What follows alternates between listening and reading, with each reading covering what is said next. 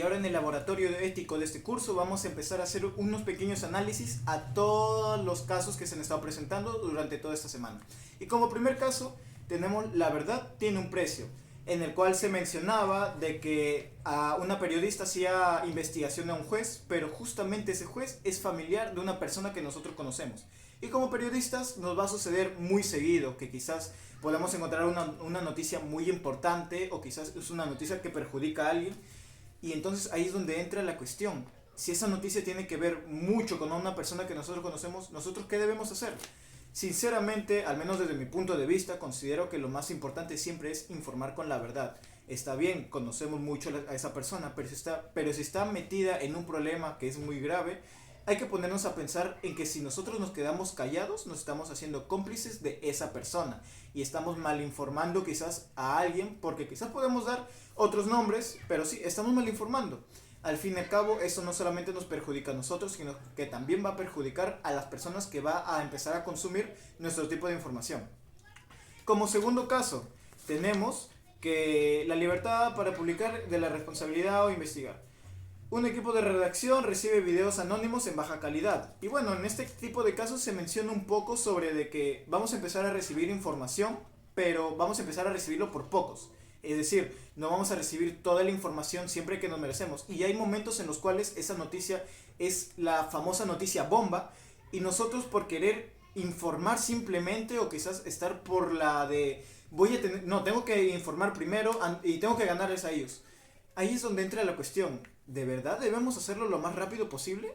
No, en realidad eso, al menos desde mi punto de vista, creo que eso no es lo más ético posible.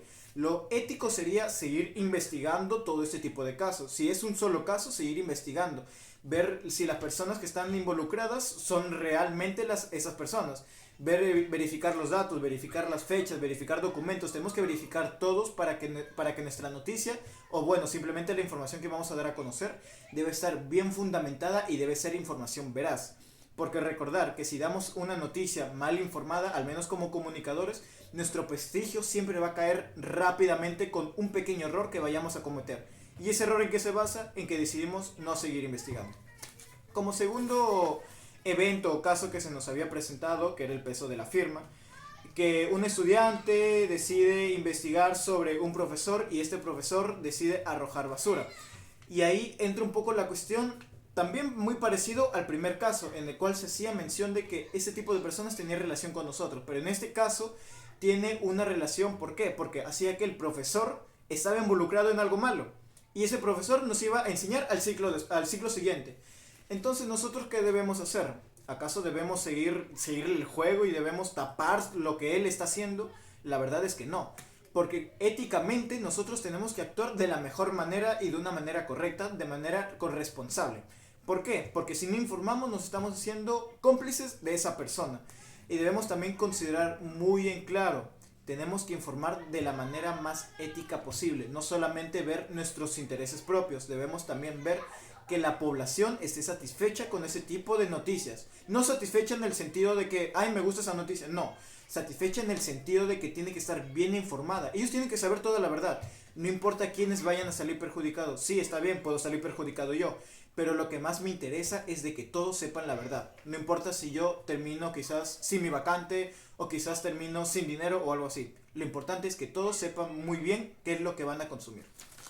Por otro lado, tenemos el siguiente caso, que era la exclusiva, en el cual el periodista Renzo entrevistaba a una profesora afectada, pero ¿qué es lo que pasa? En este caso la persona sale perjudicada y es un tipo de noticias que vamos a quizás a ver muy seguido, en la cuales, por ejemplo, podemos poner el caso de una violación en el cual la chica puede salir perjudicada porque pueden pensar cosas malas de esa persona. Y entonces, ¿qué debemos hacer? ¿Acaso hace ratito les acabo de decir de que debemos siempre informar con veracidad, que debemos informar todo? Está bien. Pero ¿y qué hacemos en el caso de que esa persona termina perjudicada muy gravemente? ¿Acaso debemos no informar? No, porque si no informamos nos estamos haciendo cómplices de la persona que ha hecho todo el daño. Entonces, ¿qué debemos hacer? Una herramienta un poco útil o inclusive muy útil que nos podría servir es poner los datos de esa persona como anónimo. Es decir, no dar los datos de esa persona, pero sí dar los datos de la persona que está haciendo todo este daño, en este caso el agresor. Y bueno, Otro caso que también se nos habían presentado era de que habían mencionado de que un periodista había descubierto toda una red de narcotráfico o incluso de todo un tipo de un tipo de, disculpen que se me fue un poquito la palabra, que había descubierto más que todo lo que viene siendo que habían estado robando en el estado, que había un caso de corrupción.